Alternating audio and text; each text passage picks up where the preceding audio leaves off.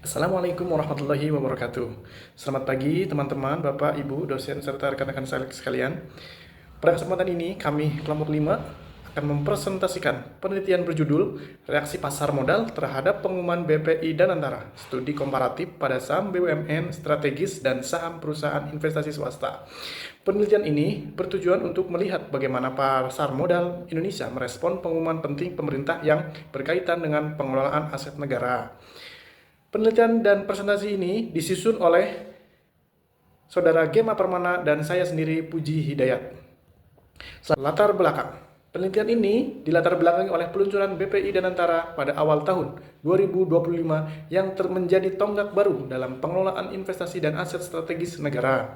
BPI dan Antara dibentuk sebagai super holding, sehingga pengumumannya berpotensi memberikan dampak besar terhadap persepsi investor di pasar modal.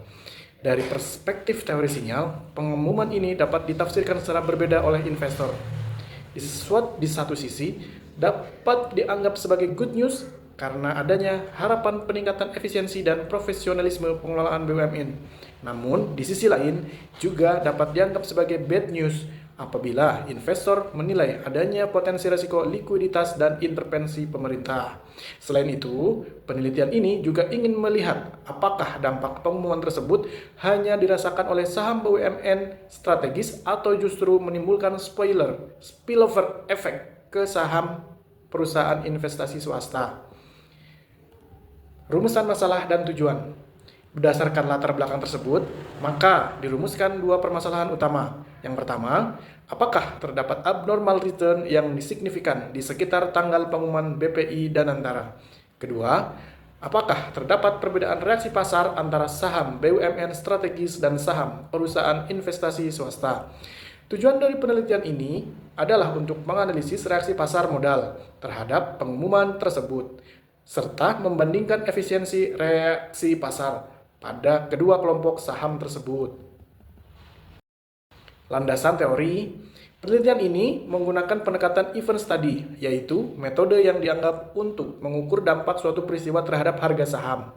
Dampak tersebut diukur melalui abnormal return, yang merupakan selisih antara actual return dan expected return.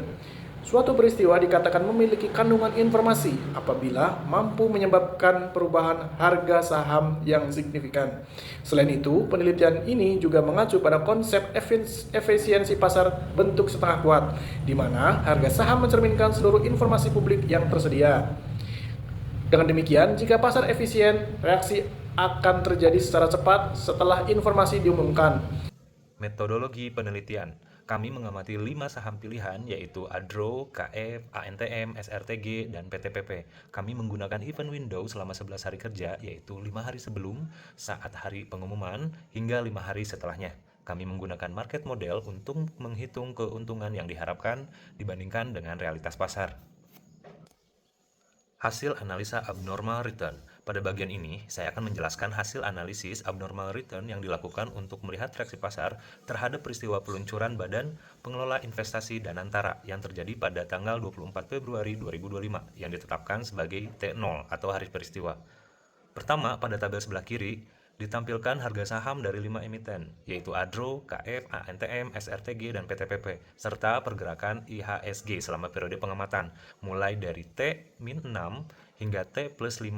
Data ini menjadi dasar perhitungan return saham dan return pasar. Selanjutnya, tabel di sebelah kanan menunjukkan hasil perhitungan return aktual, expected return, yang diproksikan menggunakan return IHSG, serta abnormal return yang merupakan selisih antara return aktual dan return yang diharapkan. Selain itu, dihitung pula average abnormal return sebagai rata-rata abnormal return dari seluruh saham pada setiap periode. Fokus utama terdapat pada hari peristiwa atau T0.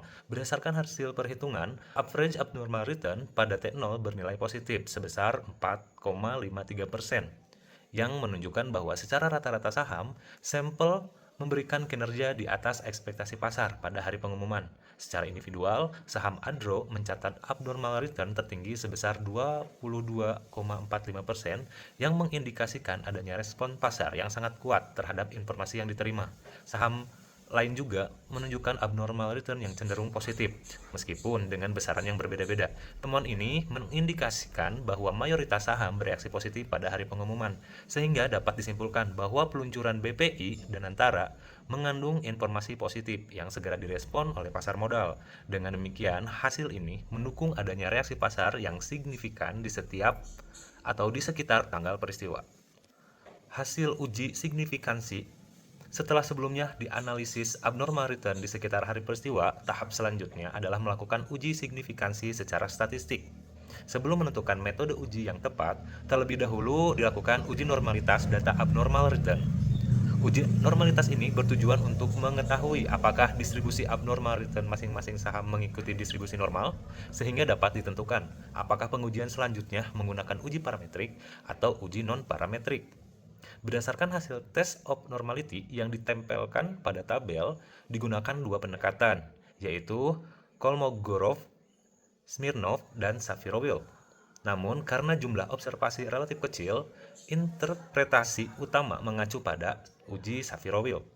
Hasil pengujian menunjukkan bahwa saham ANTM dan SRTG memiliki nilai signifikansi di atas 0,05, sehingga dapat disimpulkan bahwa data abnormal return kedua saham tersebut berdistribusi normal. Oleh karena itu, pengujian signifikansi untuk saham ANTM dan SRTG dapat menggunakan metode parametrik. Sebaliknya, saham ADRO, KF, dan PTPP memiliki nilai signifikansi di bawah 0,05, yang menunjukkan bahwa data abnormal return tidak berdistribusi normal. Dengan demikian, pengujian signifikansi untuk ketiga saham tersebut perlu dilakukan dengan metode non-parametrik. Berdasarkan hasil uji normalitas ini, maka pada tahap pengujian berikutnya akan digunakan pendekatan uji yang berdasarkan sesuai dengan karakteristik data masing-masing saham, sehingga hasil pengujian signifikansi yang diperoleh menjadi lebih akurat dan dapat dipertanggungjawabkan secara statistik. Hasil uji signifikansi one sample t-test. Setelah diketahui bahwa data abnormal return saham ANTM dan SRTG berdistribusi normal berdasarkan uji normalitas, maka pengujian signifikansi dilanjutkan menggunakan uji parametrik, yaitu one sample t-test. Uji ini bertujuan untuk mengetahui apakah rata-rata abnormal return selama periode pengamatan berbeda secara signifikan dari nol, yang berarti adanya reaksi pasar yang signifikan secara statistik terhadap peristiwa yang diamati. Berdasarkan hasil pengujian, untuk saham ANTM diperoleh nilai signifikansi 0,616 yang lebih besar dari tingkat signifikansi alfa 0,05. Dengan demikian, H0 diterima, yang berarti tidak terdapat abnormal return yang signifikan secara statistik pada saham ANTM selama periode pengamatan. Selanjutnya, pada saham SRTG, nilai signifikansi yang diperoleh adalah 0,514, juga lebih besar dari 0,05. Hasil ini menunjukkan bahwa H0 kembali diterima, sehingga tidak terdapat abnormal return yang signifikan secara statistik pada saham SRTG selama periode pengamatan.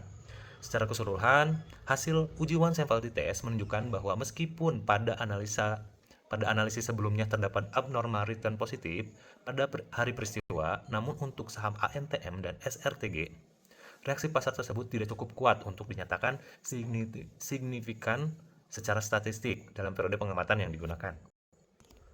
Hasil uji signifikansi Wilcoxon-Saig rank test. Setelah dilakukan uji normalitas, diketahui bahwa data abnormal return pada saham ADRO, KF, dan PTPP tidak berdistribusi normal. Oleh karena itu, pengujian signifikansi untuk ketiga saham tersebut dilanjutkan menggunakan uji non-parametrik, yaitu Wilcoxon-Saig rank test.